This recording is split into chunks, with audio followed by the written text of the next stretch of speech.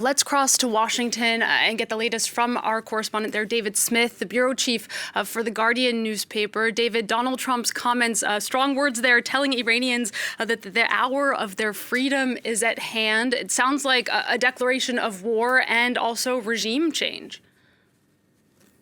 Yes, I think one of the most extraordinary speeches we've heard from a U.S. president in decades, just for a very long time. So much in there, and one of the most dramatic moments at the end, Donald Trump calling for regime change and really reframing U.S. policy as he speaks, and calling for an end to that regime of nearly half a century in Iran, calling for the people to rise up and overthrow the regime, and also striking in that speech Trump preparing the U.S. public for casualties, which he says is a possibility, describing it as a massive and ongoing military operation, suggesting that it could run for some time. I hear some echoes there of George W. Bush with Iraq 20 years ago. This is the biggest military buildup in the region since then, but Trump has certainly invested less time and energy building a case for this war compared to Bush then, very flawed as that case was. You did finally hear it in this Trump speech tonight, with various reasons given, including Iran as he described as the world's biggest sponsor of terrorism.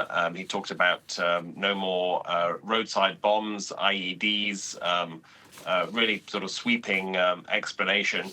And I think members of the US Congress will be thrown by this. They expected to have more input, and who knows what Donald Trump's support base will make of it, because a key part of his campaign was running against the idea of regime change in foreign countries and foreign entanglements, and really a backlash against the George Bush era, and yet here he is with this massive gamble and total uncertainty on what will happen in Iran as a consequence.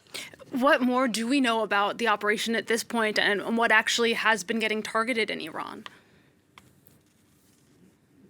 Militarily, there's very little information on the U.S. side, and it's 3 o'clock in the morning. Donald Trump, as ever, may well be up in the middle of the night, and we've heard that speech from him, but no briefings yet from the White House or Pentagon with further detail. I'm seeing those same reports from the ground in Iran and other sources, but in a sense, not a great surprise that this attack is happening, because there had been that build-up for several weeks, and there was the appearance, at least, of giving diplomacy a chance, and the U.S. saying Iran must not be allowed to enrich uranium to make a nuclear bomb possible. We heard that again from Trump tonight. A lot hinged on talks involving Jared Kushner and Steve Witkoff. Clearly, that diplomacy did not work. Again, there have been some competing explanations. Trump at one point talking about wanting to help the protesters in Iran, also curtailing its ballistic missile program, the threat that posed to Israel, as well as its funding of proxy groups in the region, and so over time there did become an air of inevitability about this, but still dramatic when it actually happens, and I think on a scale bigger than many people expected.